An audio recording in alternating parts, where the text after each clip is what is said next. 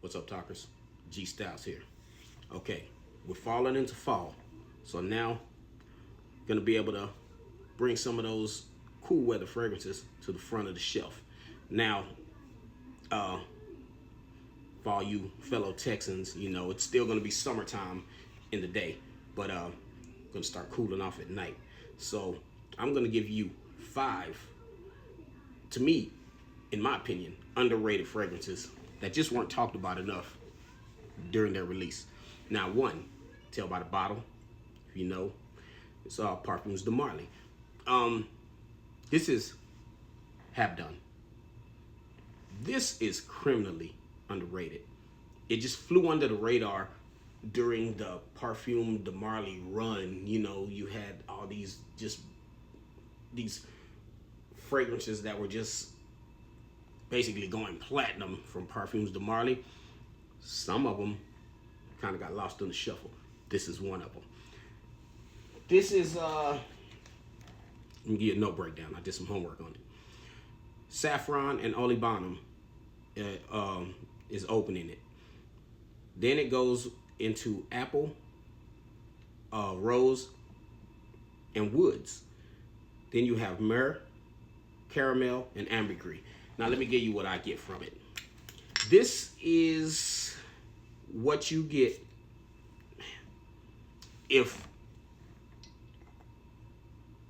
a castor and a wajan, if you just took the notes out of a castor and a wajan to make a new fragrance, and let's say that those are the only notes you had, the ones from those two, this is what you would get. It has the sweet apple, just not as warm and not as candied as a wajan, with the dirty, jammy rose from a castor, but just not as dirty. It's a must. I believe it is. I think you enjoy it, and unless people take a wajan and a castor and layer them, they're not gonna have anything near this. Have Done, Parfums de Marly.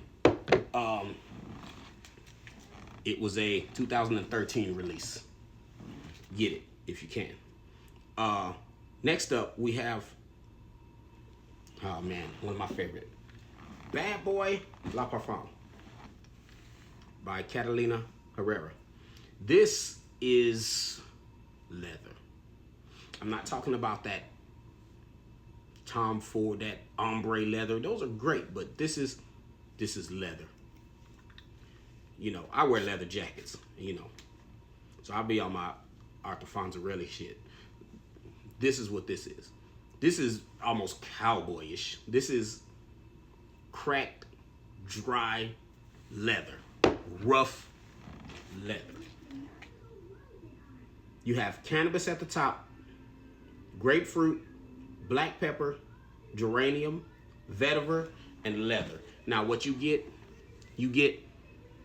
the rindy, fresh, citrusy pineapple. You get a little woody vetiver, you know, but everything you're getting is just basically behind that dry, rough leather. Very masculine. Love it. The ladies love it too. Stop playing. All right. Now, man, let's go with one of my favorites. Since we're talking masculine, this might be the most masculine, one of the most at least, that I own. This is Karagov from Nishane. Nishane, one of my favorite houses. They're unique, and they are the least repetitive house that I know of. Nothing smells like nothing. They don't ride no fragrance rides the back of the last one or the next. Everything is totally different from everything else. Parfums de Marly is one of my favorites also, but I think I'll edge it to Nishane for uniqueness. Karagov, man. Grapes, pineapple, herbal notes: patchouli, neroli, jasmine, vetiver, oud, and amber. Now this is what you get. It's just manly, just rough. It's muscles, veins, beards, and grapes. Just think of a Viking sitting there eating grapes. Best I can give you. Try to visualize it. Now we'll go with Hugo Boss Bottle Oud. Love this. This is apple, citruses, cinnamon, saffron, clove, labdanum, oud, sandalwood, and cypriol oil. This is it's this almost medicinal. Where is it at? I could never figure out where this thing is. It's almost medicinal. It's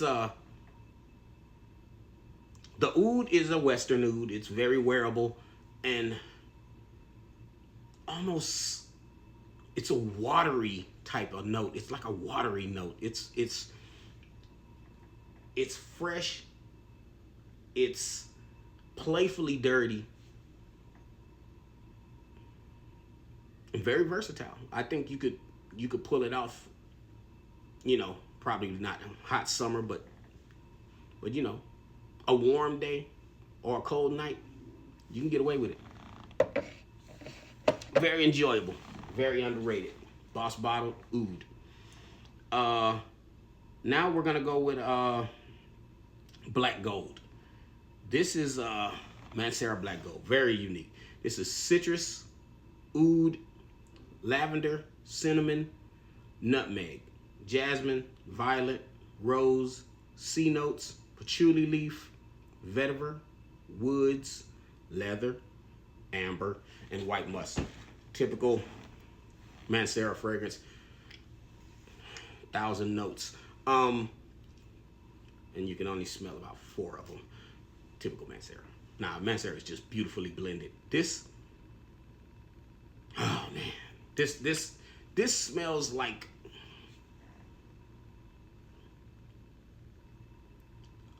what you would imagine a big cathedral, you know, with the incense going and they're going. This is what kind of this is what I visualize when I think of this.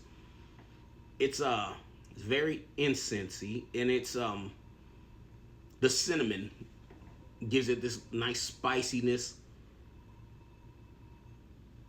It's mildly floral, not at all feminine, but you know, it just, like I said, it's Mancera, so it's blended together. Mancera can drop a turd in the notes and it'll smell good with the it'll complement the other notes. It's Mancera, man. It is what it is. Stop playing. But I love it. This is good. This is just different. It doesn't smell like any other incense fragrance. It's good. It's good. And I get a lot of compliments out of it. And the people that have bought this from me, you know, I had a bunch of these for sale. I need to restock back on my colognes because most of the ones that I have, a lot of the ones I have, I was selling. I was doing content off things out of my store before they started sending me things, you know, to review. But it is what it is. Those all need to be done. I think all of these need to be in your collection, and I stamp it. I believe you'll enjoy them, the people around you enjoy them, and you will get compliments, compliments, compliments.